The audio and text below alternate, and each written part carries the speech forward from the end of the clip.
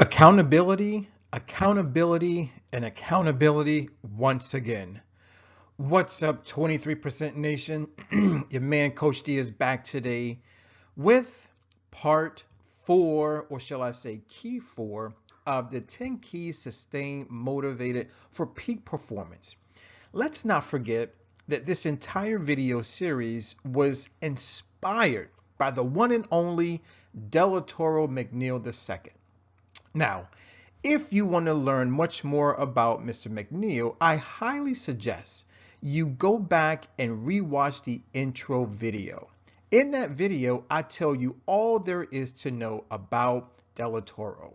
So without any further delay, let's go ahead and dive right on into key number 4. And it happens to be accountability. All right. So guys, now that we know what key number 4 is, let's now dive into exactly how the concept of accountability can keep us motivated for peak performance. All right. So now 23% Nation, I know you guys are wondering, what in the world does accountability mean? Maybe you've heard the word uttered from a friend or family, or maybe even from one of your professors, but you didn't quite know what it meant. Well, Coach D is here to fill in the blanks. So we can define the term as meaning an obligation or willingness to accept responsibility. We can also say it means to account for one's actions, thoughts, and words. Or if you really want to make it very simple, you really want Coach D to break it down, guys, all it simply means is that you know how to manage yourself. That's right. So really what that means is we know how to manage our perspective, we know how to manage our time, and we definitely know how to manage our energy. So now that we know exactly what accountability means, let's dive into a few more details. All right.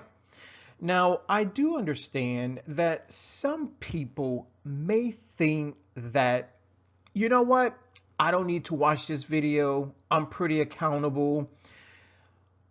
And some of us may say, well, you know what? Maybe I do need to watch this video. Maybe I do need to be a little more responsible. Maybe I do need to be a little more accountable. Well, if that is your train of thought, then what I like to do is help you out just a little bit, right? So here's the thing.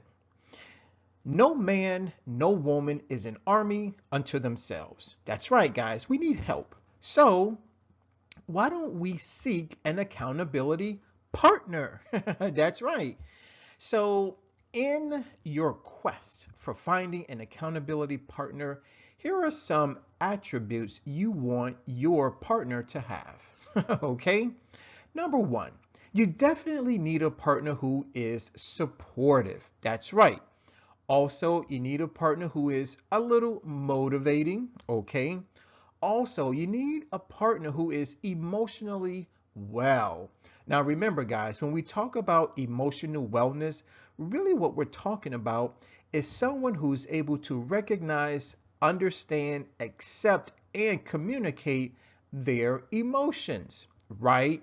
So if we're looking for someone who is going to be an accountability partner, we need to make sure that they vibrate at a very high emotional frequency, or one that is very close to how we vibrate. Also, we need a partner who is able to offer some objective feedback. Now, the key word here is objective, meaning unbiased, right? So in other words, you want to find a partner who doesn't always agree with you. You may need a contradicting opinion, something that can help you view whatever it is you're trying to accomplish from a more objective perspective. And last but not least, you need a partner that is going to help you track your progress. Let's remember, we are pursuing our hopes, our wishes, and our dreams. And they'll never come to fruition if you don't keep track of your progress. So you always want to find an accountability partner who can help you track your progress, if not daily, weekly, monthly, or perhaps yearly. All right, Coach D, I get it. You want me to find an accountability partner, and you want them to be supportive, you want them to be motivating, you want them to help me keep track of my progress. Okay, and maybe they can offer an unbiased opinion. But that doesn't really help me out. That's a little too general. So I need some more specifics from you, Coach D. All right, cool, 23% Nation. I knew you guys were going to ask that question, so I'm about to bring it. Here is another thought. Rather than find just one accountability partner, why don't we focus our energies on developing an accountability team? That's right, guys, a team of people. Now, who in the world should be on your team? Well, let's talk about it. The number one person that you definitely need to have on your team is your mentor. That's right, guys. Having a mentor is ultimately important. Having a mentor is going to help keep you motivated for peak performance. Now, always understand this. Your mentor is not your friend, all right? Your mentor is someone who is doing exactly whatever it is you want to do, but to the highest power. That's right, guys.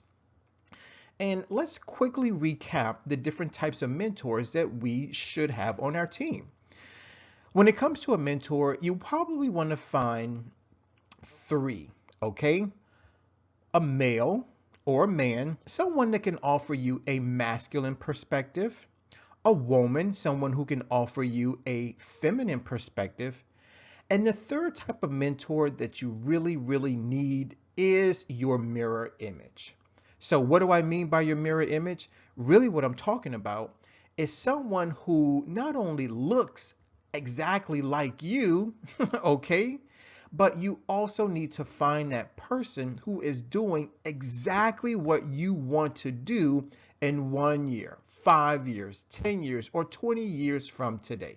All right. Also, recruit a friend to be on your accountability team. Now, yes, it is important that you know this person, that you trust and love this person, but more importantly, this friend needs to love and trust you. Also, you may want to recruit a family member, all right?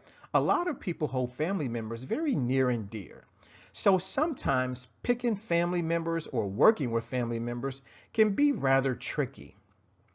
I hope that you can use your own discretion as to which family member you would like to have on your team, but ultimately, family can almost never go wrong.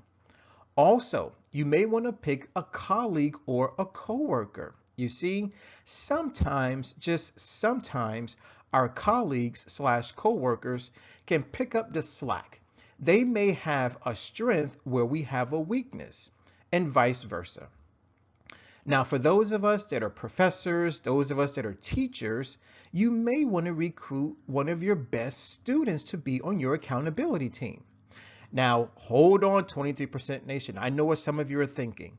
Why in the world would I ever want to have a student on my team? Well, let me put it to you this way. Students are people. Usually students are younger than you are as a professor and or teacher. You see? So by having a student on your team, that means that you can reach out to a younger audience, right? Maybe they can offer you a younger perspective, one that you've never ever even thought about, therefore increasing your reach exponentially. And last but not least, for those of us who are business owners, whether you are the owner of a small business or a big business, you may want to recruit a customer or one of your clients. That's right, guys. You always need to be willing to expand your horizons. Always be willing to step outside of your comfort zone.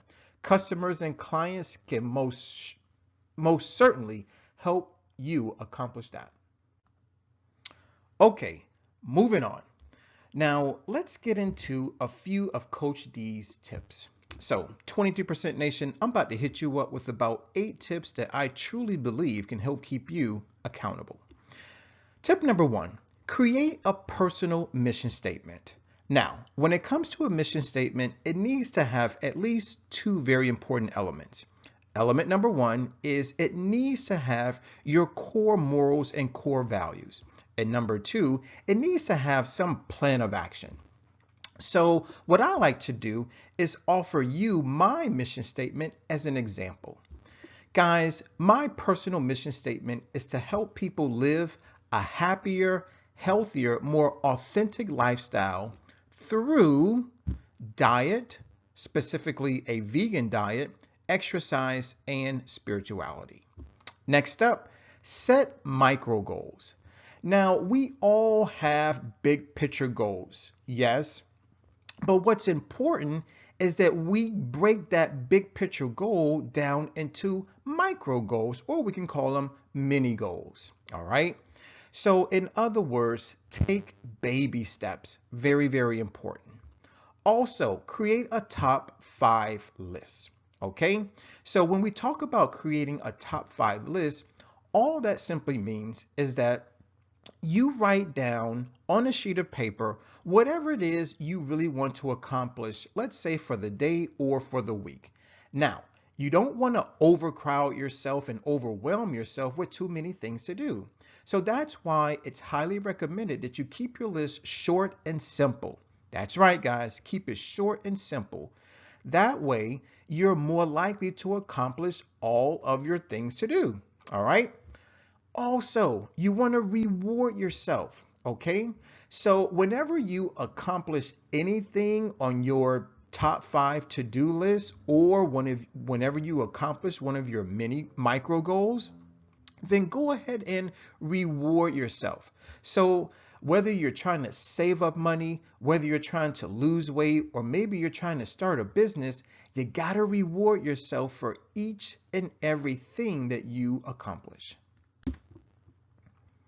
Tip number 5, do one task at a time. That's right, guys, one task at a time. Now, lately, a lot of people have become inundated with multitasking. People think that they can do everything all at once, when in actuality, they end up accomplishing very little, you see? So when you're able to do one thing at a time, that way you're more likely to accomplish your goals. Also, emphasize your strengths and improve your weaknesses. Now, how do we do that? Remember, we just talked about an accountability team, okay? So make sure that the people that you have on your team have stronger weaknesses than what you currently have. In other words, choose people who can pick up the slack, right? So let's say you're the type of person who is not a good communicator, but you're really good with electronics. That's okay. So you probably want to have a person on your team who's very, very good at communicating. See how that works out? Also, tip number 7 is value your time. In other words, stop giving away your time. Stop allowing those time vampires to suck out all your time, right? One way to control that is to set up a schedule. Let people know when you are and when you are not available. And hopefully, just hopefully, they stick to that schedule. And last but not least, tip number 8 is to review yourself. So maybe at the end of every day, maybe at the end of every week, or maybe at the end of every month, you want to review your micro goals. You want to review your top 5 list to make sure that you are accomplishing your goals. Okay? So there you have it, guys. Coach D's top 8 tips for becoming more accountable. Question of the day, question of the day, and question of the day once again. How can you become more accountable? Now, I've just given you plenty of ways. Just pick one or maybe you want to pick 2, or maybe you want to pick 3. It really doesn't matter. So, question of the day once again, how can you become more accountable? Ladies and gentlemen, 23% Nation, I want to thank you for watching. I definitely want to thank you for listening. As always, let's eat well, let's feel well, think well, do well, be well. And as always, Coach D loves you. Please stay tuned because the next key is definitely coming your way. Take care and God bless.